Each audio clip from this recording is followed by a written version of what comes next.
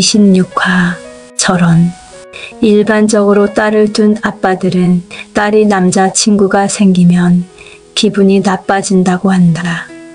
그것은 남의 집 경우를 묻지 않아도 당장 우리 집에서 내 남편에게서 확인할 수 있었다.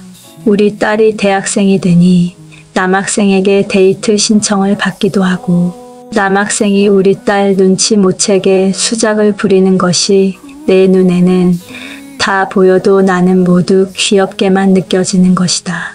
나는 딸을 만나면 집 떠나서 공부하느라 서로 못 보고 지낸 지난 한 달 또는 한 학기의 일을 자세히 묻는다. 오랜만에 집에 오는 딸과 함께 불 끄고 누워서 고백받은 얘기며 거절한 얘기 등을 듣고 있노라면 그 어떤 드라마보다 재미있고 즐겁다.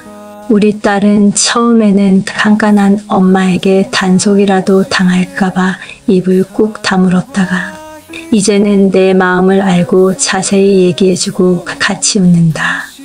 그런 재미있는 얘기가 있을 때마다 남편에게 전해준다. 그때마다 남편의 표정이 굳는 것을 몇 번이나 경험하였다. 나는 평소에도 남편과 같은 공간에 있으면서 같이 들은 이 얘기라도 다시 남편에게 전해준다. 남편이 못 들었을 리가 없지만 내가 왜 웃었는지 웃음의 포인트를 알려주며 상황을 다시 재구성해서 남편의 웃음을 끌어내야 직성이 풀린다. 남편이 내 말을 듣고서 하하 웃는 것을 보는 것이 재미있다. 한 번은 사촌 동생의 집에 놀러 간 적이 있다. 신혼살림을 차린 사촌 동생이 우리를 대접하려고 주방에서 저녁 준비를 하며 옆에서 돕는 나에게 이런저런 재미난 얘기를 하면 나는 너무 재미있어서 그 얘기를 전해주러 몇 번이고 남편에게 달려갔다. 급기야는 동생이 말했다. 또 방송하러 가네. 난 그 말이 참 적절하여서 동의하며 웃었던 적이 있다. 딸과 이탈리아에서 관광하고 있을 때 이탈리아 남자들이 우리 딸에게 계속해서 윙크를 하고 추파를 던졌다. 혼자 걸어가는 젊은 남자는 물론이거니와 옆에 여자친구가 동행하고 있는 남자도 심지어는 엄마 손에 이끌려가는 아주 어린 꼬마 남자아이도 우리 딸에게 윙크를 해대니 과연 이탈리아 남자들이 바람둥이라고 불리는 이유를 실감하였다. 나중에 딸아이가 친구와 단 둘이서 그 위험한 이탈리아 여행을 다시 한다니 내 입장에서는 달갑지가 않았다. 딸아이는 파리에서 교환학생으로 1년을 지내며 틈나는 대로 유럽 주변국을 여행하였다. 떨어져 있으면서 딸아이의 여행 계획을 들으면 마음이 조마조마하다가 파리로 돌아왔다고 하면 그나마 마음이 놓였다.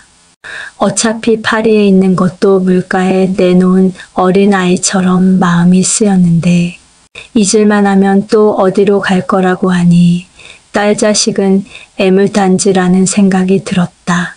무사히 유학과정을 마치고 귀국한 딸아이의 여행담은 미리미리 붙여온 짐만큼이나 많았다.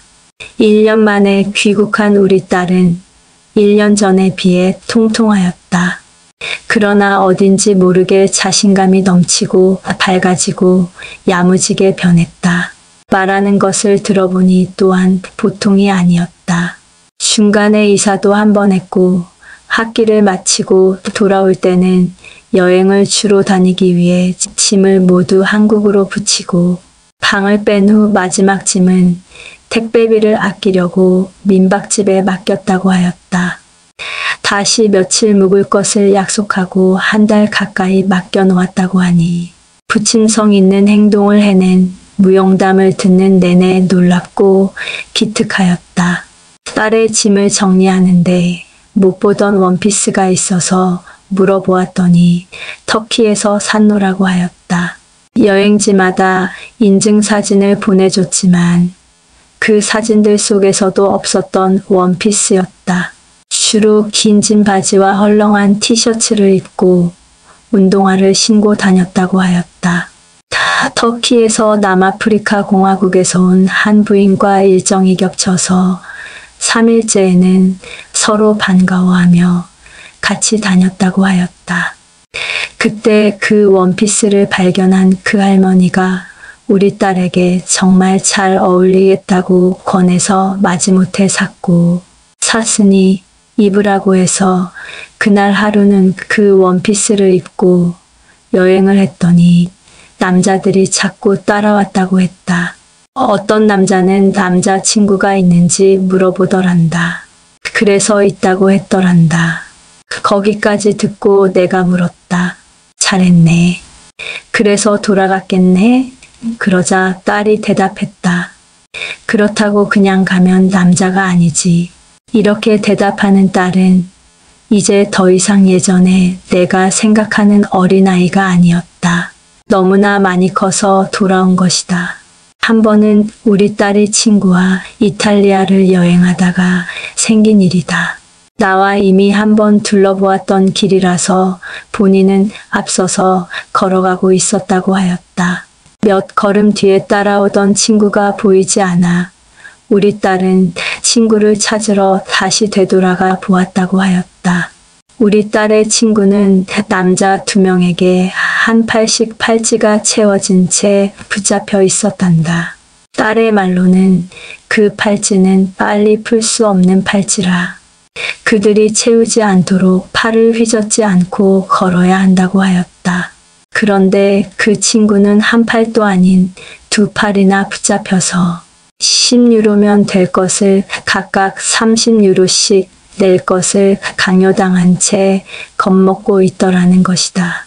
우리 딸은 그 친구보다 키도 작은데 그 자리에서 대신 잘 따져주어 10유로씩 내는 것으로 흥정을 마치고 일을 해결해 주었다는 얘기를 들으니 그 또한 무척이나 기특하였다. 그 이탈리아 청년이 10유로는 안 된다. 20유로에 해야 된다. 라는 주장을 하다가 말고 갑자기 내 딸을 빤히 보더니 너 정말 내가 좋아하는 스타일이다.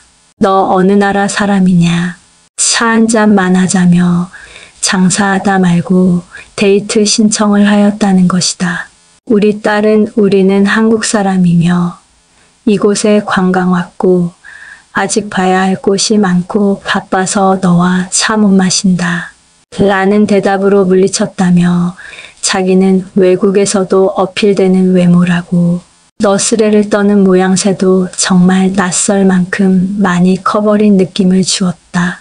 평소에 말도 없고 숫기도 없어서 늘 걱정만 했던 우리 딸이 언제 이렇게 많이 커서 타지에서 잘 살다 왔나 싶으니 기특하고 대견하였다. 나는 딸에게 들은 이 모든 재미있고 기특한 이야기들을 남편에게 전해주었다. 나는 대부분 웃으면서 들었던 재미있는 이야기들을 남편은 무표정하게 듣더니 마지막으로 한마디 하였다. 저런.